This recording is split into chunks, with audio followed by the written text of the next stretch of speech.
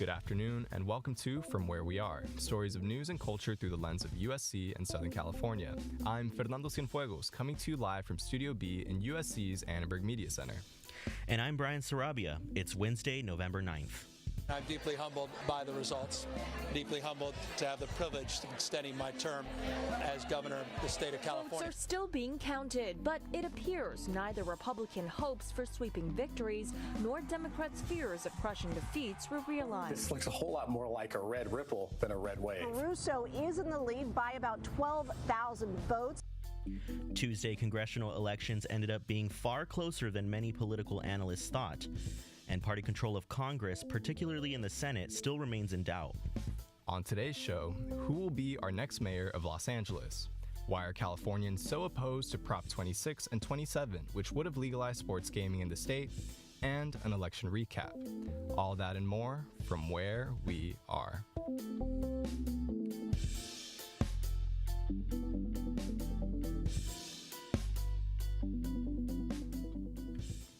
Coming off Election Day, Democrats exceeded expectations. Well, we had an election yesterday, and it was a good day, I think, for democracy, and I think it was a good day for America. A smiling President Biden spoke in the front of the White House press corps this afternoon. Our democracy has been tested in recent years, but with their votes, the American people have spoken and proven once again that democracy is who we are. He fielded questions for about an hour, calling Tuesday a strong night for Democrats. That's right, Fernando. So let's dig in. While votes are still being counted nationwide, many races have already been called. Shreya Agrawal gives us an election update. As soon as polls closed in California, the race for governor was immediately called for current Governor Gavin Newsom, before any of the votes were counted. Democratic Representative Nancy Pelosi also retained the House seat for her district in California. While Pelosi may have kept her seat, it's unlikely that she'll retain her role as the Speaker of the House. That's because the Republican Party is predicted to win a majority in the House. California Republican Kevin McCarthy, who's currently the minority leader in the House, will most likely become the next Speaker. While the control of the Senate still hangs in balance because of ongoing races in key battleground states, Democrats gained an advantage by flipping Pennsylvania with Democrat John Fetterman's win against Republican Mehmet Oz, also known as Dr. Oz. The Senate race in Georgia between Herschel Walker and Raphael Warnock proceeded to a runoff, and the races in Arizona and Nevada are still too close to call. The Republican Party had expected to win both the House and Senate with large margins, in what many predicted would be a red wave. But this wave failed to materialize. Many experts think that Donald Trump's influence in the midterm campaigns led to the election of other Republican candidates during the primaries. Officials say while these candidates initially had a strong following, their deeply divisive politics eventually turned away any voters who identified with more centrist values. Analysts suggest that Republicans with more centrist values performed much better in the election than Trump-endorsed candidates. Although California is still counting votes, the fate of some of the state's ballot measures has already been decided. Prop 1 passed with a wide margin, protecting the right to reproductive freedom and abortion by adding it to the state's constitution. Prop 31, which bans the sale of flavored tobacco, also passed with great support. But Prop 29, which was on the ballot for a third time, and is a measure intended to increase medical staffing at dialysis centers, failed along with Proposition 30, which proposes an increase of taxes on the wealthy to fund the transition to electric vehicles. In Los Angeles, the mayoral race between Karen Bass and Rick Caruso still remains undecided. At the time of this reporting, Caruso holds a slight lead of more than 2 percentage points over Bass. But with more than 500,000 votes still uncounted, the race hasn't yet been called. Caruso seemed confident of a win at his election watch party last night. So we don't know the outcome yet, but I'm happy to say that we're starting out strong and we're a couple thousand votes ahead, and that's a good thing. But Bass hasn't given up hope either. Forward is where we are going, and together is how we will get there. Together is how we will get there, because we will have a new Los Angeles. When we win, we will win. We will win. For Annenberg Media, I am Shreya Agrawal. As Shreya just told us, the LA mayoral race is too close to call. Rick Caruso currently holds a 2.5 percentage point lead over his opponent, Congresswoman Karen Bass. Caruso also outspent his opponent by over 10 times, with his campaign spent total looming over $100 million. Reporter Michael Mellinger examined the spending of the Caruso campaign in comparisons to Bass. He joins us live now to talk about it. Michael, welcome once again. Hi, Brian. It's great to be here. Thanks for having me. So, Rick Caruso spent an extraordinary amount of money running this campaign. Is this unusual? So, what I learned today when I talked with people who are familiar with this is that it's really not unusual. Yes, it's unusual here in LA. We haven't seen something like this, and if Rick Caruso goes on to win, it'll definitely set this new precedent for spending on a mayoral campaign like this. But we saw Mike Bloomberg 2 years ago run for president. Mike Bloomberg also ran for mayor of New York City, and this is something I talked about with Dan Schnur. Spend is common amongst wealthy individuals when they're seeking political office, but at the end of the day, it's about a message that resonates with voters. And Mike Bloomberg won mayor of New York City because his message resonated with people that were voting. Mike Bloomberg didn't win president because his message didn't resonate. And so we see these people spend great amount of money, but at the end of the day, it ultimately comes down to what they have to say, and the money more or less gives them a platform to put their message out there. And as voters went to the polls yesterday and their ballots continue to be counted, how does this of a high of a spend aim to influence elections? So when I spoke with people today, one thing we learned is that Rick Caruso, with this money, was able to put out a bunch of targeted ads. And Rick Caruso was really able to put out a bunch of native language ads in communities. And so Rick Caruso's campaign was a lot about getting the message to communities that might not normally be appealed to, and his funds allowed him to do this, as where Karen Bass might not have been able to do something similar. The other thing we know is that Rick Caruso spent a large amount of money on a boots-on-the-ground operation, door-to-door knocking, canvassing, and so it takes a lot of money to put something behind that. And then when you're not relying on volunteers, you're relying on paid employees, you've got something pretty strong to show for in your canvassing efforts. And so those were two big areas where Caruso spent big, and that's what I learned in my reporting. Gotcha. Well, we know that Angelenos and news outlets, including us here at Annenberg Media, are going to be following this race pretty closely. Thank you, Michael, for being here. Thanks for having me.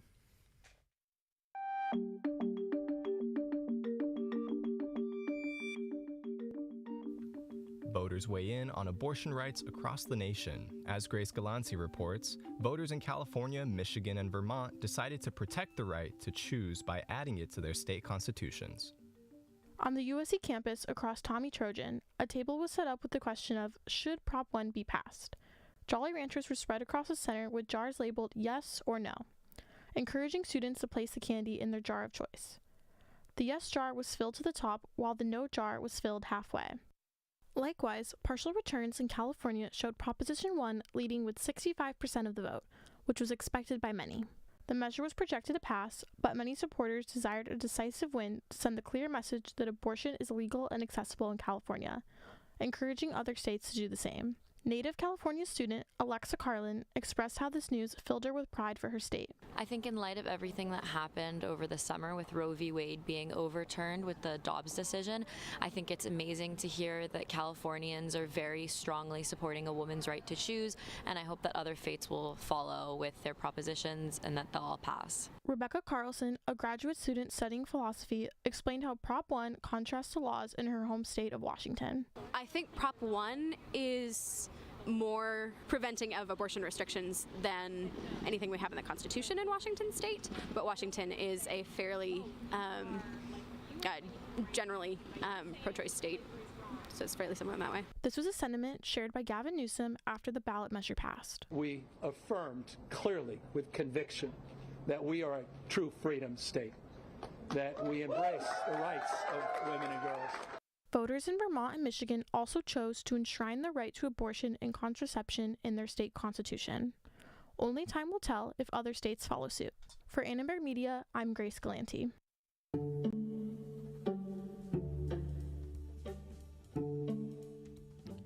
In 2018, the Supreme Court overturned a law that prohibited states from allowing gambling on sports. Since then, every state that's brought the legislation to vote has passed it, until now. As Ian Roddy reports, California became the first state to strike down sports betting yesterday as both Props 26 and 27 failed in resounding fashion on the 2022 ballot. More than 50 gaming and non-gaming tribes throughout California vote no on Prop 27. After months and months of record spending and an endless barrage of attack ads, the battle for the future of sports betting in California came to an end yesterday. Or maybe more of an impasse. Despite an overwhelming decision by California voters to reject Propositions 26 and 27 during Tuesday's election, experts are convinced that big betting corporations like FanDuel and DraftKings are sure to loop back around for another try on the 2024 ballot. But first, it's important to understand why exactly voters in California so overwhelmingly struck down something that hasn't faced much resistance anywhere else. Spokesperson for No on 27, Kathy Fairbanks, says it's in large part due to the way they've presented it here. They're promoting it as a solution to homelessness, and we don't. The voters aren't buying that, and voters don't believe that funding is the only problem. That funding for homeless programs isn't the problem. It's government bureaucracy, it's red tape, it's bad policy, all of that. And none of it, which is, considered in Prop 27. A large part of it also has to do with the betting corporations underestimating the support voters have for California native tribes. Look, for companies that make their money setting lines, they obviously totally blew this one. Jacob Mejia is the executive director of the Tribal Alliance of Sovereign Indian Nations. And by voting no, the voters just reinforced their strong support for tribes and their staunch opposition to online gaming. Again, though, this doesn't necessarily mean the possibility of sports betting in California is completely dead. Rather, it means betting corporations will need to reconvene and prepare for another approach. With over $3 billion in potential revenue on the table, they almost certainly won't be walking away quietly. FanDuel CEO Amy Howe even said at the Global Gaming Expo in Las Vegas last month, quote, "We absolutely live to fight another day," end quote, referring to sports betting in California. But how exactly could sports betting become legalized in California? After all, the measures didn't just fail, they failed overwhelmingly, with the results currently trending toward an 80-20 split. Gary Painter is the executive director of the USC Homelessness Policy Research Institute. He says it will more than likely be on the 2024 ballot, but he'd prefer it go through California legislature like it has in other states. What I'd like is our representatives who have some expertise in a variety of areas as it relates to, California's finance system, et cetera, to actually come up with a law and then debate that law and then pass something that the governor can sign. Whether it appears on the 2024 ballot or is handled by the state government itself, one thing is clear. Betting corporations made a severe miscalculation in their expansion to California. For Annenberg Media, I'm Ian Roddy.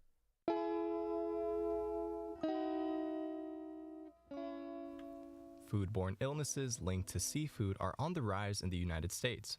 But as Rachel Hallett reports, the unfortunate trend doesn't always start at your local sushi spot. More than 50 gaming and non-gaming tribes throughout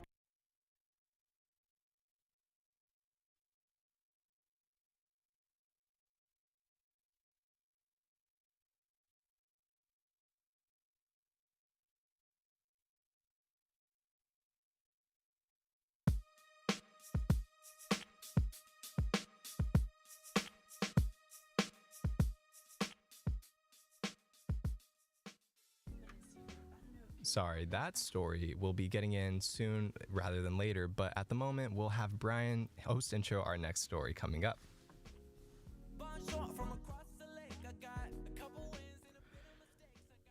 This week, the First Gen Plus Success Center is having First Gen Week.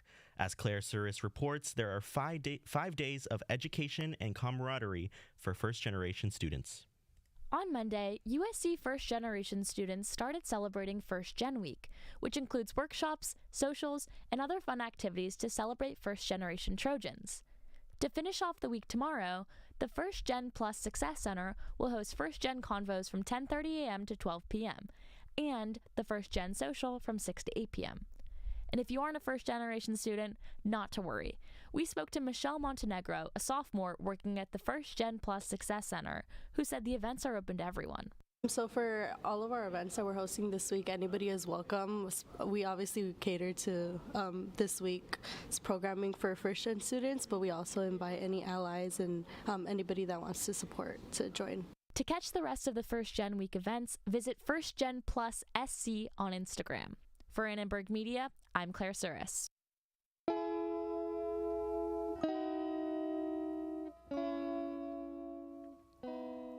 And once again, foodborne illnesses linked to seafood are on the rise in the United States. But as Rachel Hallett reports, the unfortunate trend doesn't always start at your local sushi spot. The California coast is home to an abundance of sea creatures, but their home has changed a great deal over the past few decades.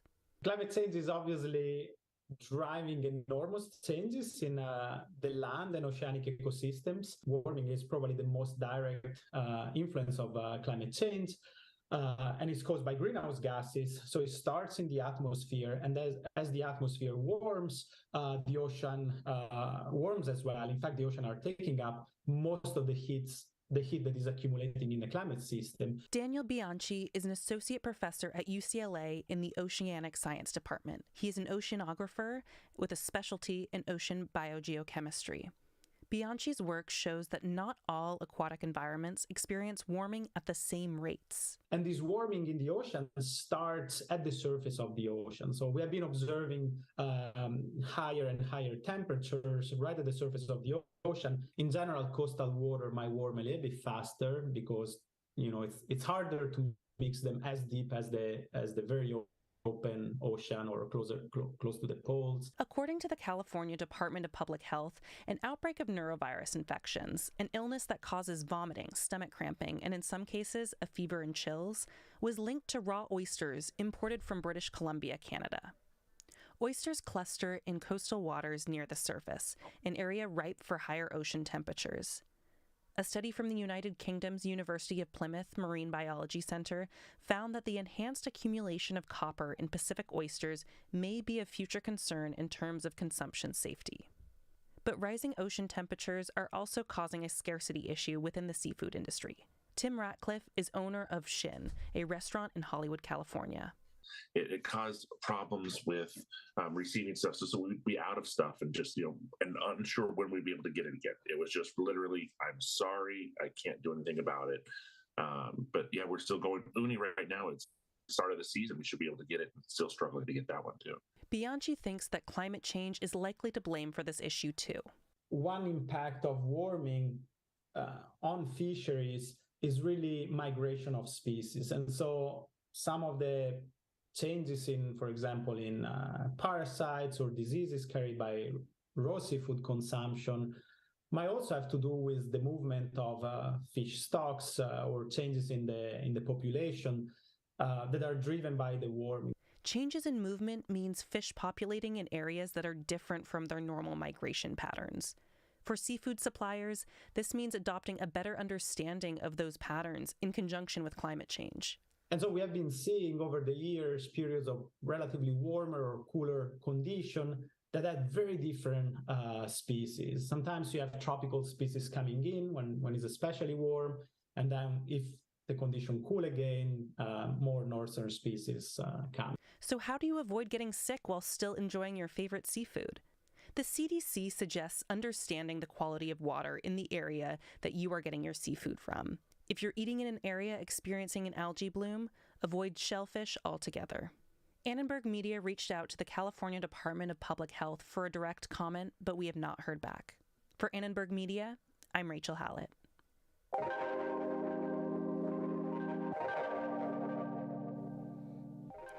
Ever wonder what happens at the world's largest esports events? Here's Jeremy Cole with The Shot Call. Over 16,000 fans packed the Chase Center in San Francisco this past weekend to watch two Korean teams compete in one of the biggest esports events of the year, the League of Legends World Finals. If you're not familiar with it, you might be wondering, what is League of Legends? Well, League of Legends is an intricate online MOBA, or multiplayer online battle arena, known for its split-second strategy and decision-making. Players battle against one another using various characters called champions, with each possessing a set of unique abilities and playstyles. League pins two teams of 5 against each other with one common goal, taking out the enemy's base. League of Legends is insanely popular all around the world. Over 150 million players log in every month, and this weekend's event was a perfect example of the passion and community surrounding the game.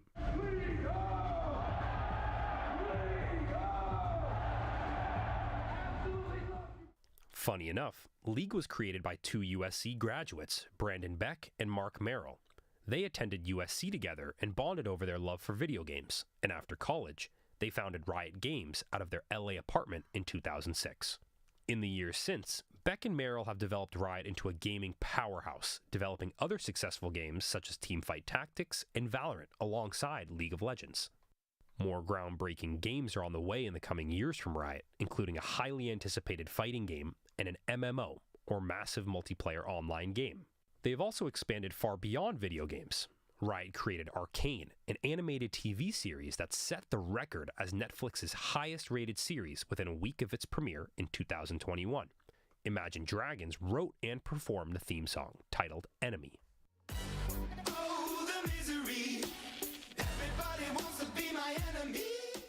A second season is currently in production, and pop star Lil Nas X is rumored to perform the theme song. Beyond that, Nas X seems to be getting more involved with Riot, even being named the president of League of Legends leading up to the big event. At a press conference before the World Finals, CEO of Riot Games Niccolo Laurent joked about Nas X leading the charge on creating a Riot Games theme park, but he was only half joking. Laurent said, I fundamentally believe that's where the world is going. In the 21st century, the center of gravity for entertainment, that's going to be gaming. That's going to be us. Nas X and Korean superstar Jackson Wang created music for the World Finals and performed during an impressive opening ceremony with stunning visuals and choreography on Saturday night. The production was off the charts, just like a Super Bowl halftime show. Don't ever say it's over.